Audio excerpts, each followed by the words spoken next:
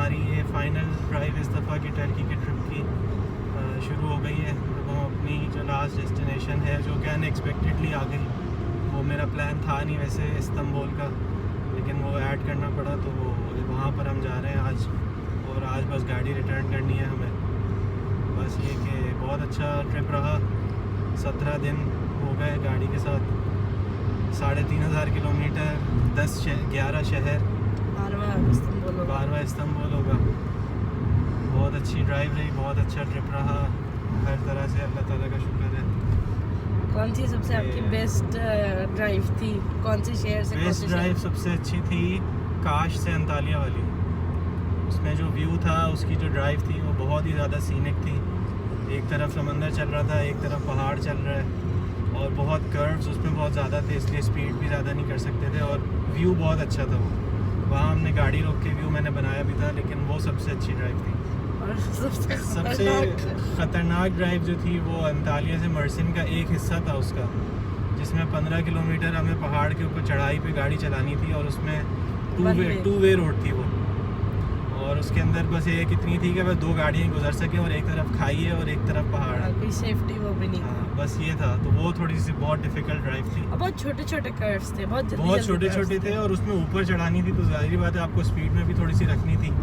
उसमें अल्लाह ताला ने ये शुक्र किया था कि मेरे सामने 5 गाड़ियाँ और चल रही थी और पीछे भी थी, तो ये कि आप अकेले नहीं थे, आपको आइडिया हो रहा था कि किस तरफ से कहाँ से कर्व आ रहा है, और उसमें ओवरटेकिंग का तो कोई सवाल ही नहीं था, तो वो इसलिए बहुत अच्छी थी।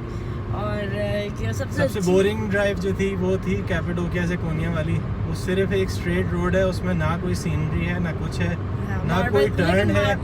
पहाड़ भी एक आध आ जाता है, वरना वो बिल्कुल फ्लैट है। वो उसमें आपको बिल्कुल नींद आने लगती है, और इस कदर वो ड्राई ड्राइव है कि बस। उसके अलावा जितनी भी ड्राइव्स करी हैं वो सारी बहुत अच्छी थी। क्या अच्छा लगा टर्की के रोड सिस्टम बहुत अच्छा है। खैर मुझे हमारे यहाँ का, मैंने इतना ट्रैवल नहीं किया हाईवे पे, सिर्फ हैदराबाद तक, इसलिए नहीं पता, लेकिन ये कि यूएस के लेवल का है बिल्कुल। जैसा यूएस में मैंने देखा है हाईवेज़ पे रोड नेटवर्क, उसी तरह का है यहाँ पर भी। सर्विस स्टॉप्स हर जगह है। सबसे अच्छी चीज़ है आपको हर जगह नमाज की जगह मिल जाती है, खाने पीने का कोई मसला नहीं है, हलाल फूड है हर जगह। बाथरूम का भी मसला, बाथरूम का कोई इशू नहीं है, पानी का नहीं मसला।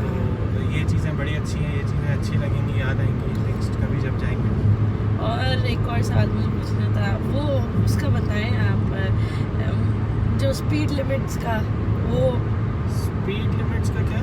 जैसे मुझे बहुत अच्छा ये लगा कि जैसे उन्होंने बहुत टर्निंग वाली जगह है ना, तो उसमें उन्होंने लगा 50, तो ओरिजिनली वो 50 ही पे आप कंफर्टेबली गाड़ी या रोड जैसे बनाए। मुल्कों में भी होती है, मेरा खैर एक्सपीरियंस कहीं और का हाईवे पे रहा नहीं है इस तरह चलाने। लेकिन जैसे 50 है और फिर उसके बाद एक टर्न आ रहा है, तो उन्होंने 30 लगाई है। आपको लाजमन 30 पे ही या 30s में वो स्पीड लानी पड़ रही थी, क्योंकि वो कर्व ऐसा है जिसमें आप मोड़ नहीं सकते हाई स्पीड पे। तो इन लोग की स्पीड्स का बहुत एग्जैक्ट, और उन्होंने शायद रोड भी इसी तरह बनाए कि जहाँ स्लो करनी है उन्होंने स्पीड, तो खुरदरे रोड है क्या है, कुछ इस तरह है। बाकी कुछ और आपको यहाँ ये कंट्री सेलेक्ट करने के लिए पहले क्या एक्सपेक्टेशन थी, और यहाँ से रोड ट्रिप करने के बाद क्या एक्सपेक्टेशन है? नहीं, एक्सपेक्टेशन मेरी यही थी, मेन वजह यही थी मेरी कि मुझे नमाज़ों का इशू होता है और खानों का। खाने पीने का यहाँ कोई इशू नहीं होता, हर जगह हलाल है, और एक नमाज का भी कोई इशू नहीं। जहाँ आप रुके वहाँ आपको मस्जिद मिलेगी। हर सर्विस स्टेशन। वैसे तो सारी दुनिया में आप कहीं भी आप पढ़ ले, लेकिन ये कि जब अलग से एक जगह मुख्तस हुई भी होती है नमाज के लिए, तो आप वहीं जाके पढ़ें तो ज़्यादा सही है। काफ़ी जमातों से भी जमातों से हर जगह मिली, काफ़ी जगह। एक आध दफ़ा सर्विस स्टेशन पे भी ये हुआ कि और लोग, 1-2 लोग हैं, तो उन्होंने जमात करा ली, हम तीनों ने मिल के या 2 लोगों ने। वो अच्छा रहा। मॉल्स में हर जगह खैर मस्जिद बनी हुई है, तो इस लिहाज से बहुत अच्छा रहा। तो आप यहाँ से लेके क्या जा रहे हैं इस रोड ट्रिप से? हासिल क्या किया? मेमोरीज और क्या हासिल किया? यही कि मुझे ड्राइविंग बहुत पसंद है। कोई मसला नहीं होता कितनी भी लंबी ड्राइव करें। एक हमारी सबसे लंबी ड्राइव 550 किलोमीटर की थी, 7.5 घंटे की ड्राइव थी वो। लेकिन वो एक स्टॉप पे करी थी, वो भी हमने सिर्फ अमीन की वजह से रोका था, ये ओला चला था बस। उसके अलावा हम रुके ही नहीं थे उसमें। लास्ट में जाके हमने 1 घंटे पहले खाना खाया था बस, लेकिन वो मैंने नॉन स्टॉप करी थी। उसके अलावा तो खैर अब 3-4 घंटे तो पता ही नहीं चलते। और आपने और क्या सीखा इस ट्रिप पे? काफ़ी पता चला अपने फियर्स के बारे में। वो जो पहाड़ वाली ड्राइव थी वो काफ़ी डिफ़िकल्ट थी, उसमें पता चला कि भाई हाँ हाइट फियर ऑफ हाइट्स है, और ये कि वो रात शाम के टाइम की जो ट्रैवलिंग है ना बेसिकली असर से मगरिब होने वाले जो टाइम है उसमें मैंने एक दफ़ा ड्राइव करी थी, लेकिन उसमें थोड़ी सी हैबत तारी हो रही थी। वो एक तो पहाड़ थे और ऊपर से बादल आ रहे थे काफ़ी, वो एक अजीब ही मंजर था। वो मुझे थोड़ा सा खौफनाक सा लगा था और वो पहला दूसरा दिन ही था हमारा, इसलिए मैंने उसके बाद से कभी उस टाइम पे ट्रैवलिंग करी नहीं। या तो हमेशा या तो मगरिब के बाद मैं निकला हूँ या फिर मैं मगरिब से पहले मैं पहुँच गया हूँ जहाँ भी जाना है। वो टाइम का मुझे पता चला कि हाँ उस टाइम पे ड्राइविंग जो है ना वो मुझसे थोड़ी सी नहीं हो पा रही थी। और उसके अलावा कोई और फियर? उसके अलावा फियर ऐसा जितना नहीं, बाकी तो ये कि सेल्फ एक्सप्लोरेशन है कि अच्छा लगा, सीखा अपने बारे में काफ़ी चीज़ें। हाँ, जब रास्ता गुम हो गए थे पहले दिन ही, तो आपने क्या सीखा? हाँ, तो उसमें ये है कि पैसे बचाने के चक्कर में नहीं जाना चाहिए, जो आपको चीज़ें कन्वीनियंटली अवेलेबल हो वो ले लेनी चाहिए। मैंने असल में पहले दिन सिम ली नहीं थी यहाँ से, तो मैंने कहा था कि मैं शहर से जाके लूँगा, एयरपोर्ट से नहीं ली थी। मैंने ऑफलाइन मैप डाउनलोड कर लिया था, लेकिन वो मज़े की बात ये है कि उस वाले फ़ोन में किया था जिसमें सिम डली हुई नहीं थी पहले से, तो वो GPS हमारे साथ साथ नहीं चल रहा था। तो हम लोग फर्स्ट दिन ही जिस दिन गाड़ी लेके अपने घर जा रहे थे होटल Airbnb पे, वहाँ पर हम लोग पहुँच ही नहीं पाए थे। वो तकरीबन 1 घंटे का रास्ता था, वो हमें 4 घंटे लगे थे।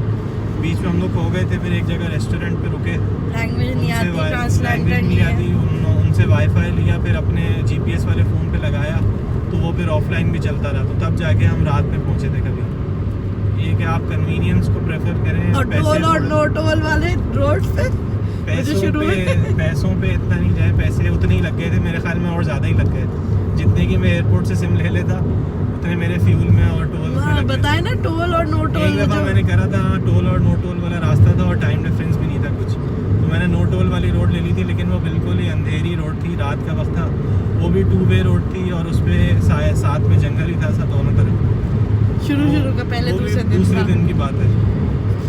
तो ये करा था कि फिर उसके बाद से कभी ऐसा रास्ता लिया नहीं, जो अपना नॉर्मल रूट है उसी पे चलते हैं। एक तो असर कोशिश करते थे हमेशा असर से पहले पहुंच जाए, अंधेरे में नहीं किया, या एक शहर में हमने किया था, शहर से वापस आ रहे थे तो हमने बिल्कुल फिर इशा के बाद जब बिल्कुल घुप अंधेरा हो जाए और फिर टोल वाली रोड ली ताकि रोशनी हो।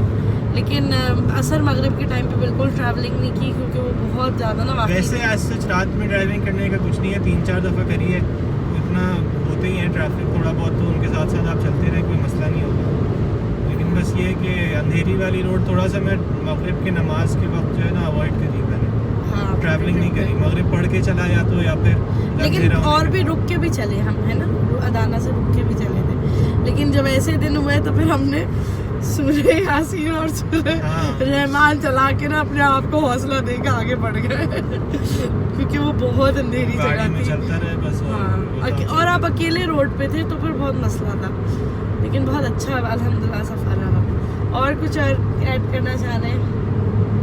बस इस तरह के सफ़र होने चाहिए और ज़्यादा लोगों के साथ होने चाहिए, तो कि आप अकेले नहीं हो और भी लोग हो, और आपकी फैमिली हो इस तरह, और जो शौक रखने वाले वो ज़रूर आए ऐसी ट्रिप पे। लोग कहते हैं कि ड्राइव इतनी लंबी, मुझे 1-2 लोगों ने कहा था कि इतनी गाड़ी चलाओगे थक जाओगे, कोई थकन नहीं होती।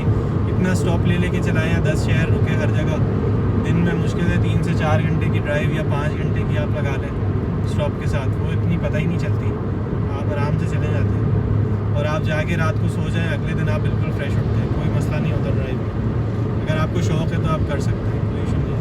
तो हमारे इर्द गिर्द और जो लोग हैं जिनको इस तरह के शौक़ है, प्लीज़ हमारे साथ अगली दफ़ा आएँ, क्योंकि फैमिलीज़ होती हैं तो ज़्यादा मज़ा आता है, थोड़ी पिकनिक, लॉन्ग पिकनिक हो जाती है। लेकिन ये है कि आप बैठें, आप घूमें, आपके पास 2-3 लोग हों, तो और ज़्यादा मज़ा आता है।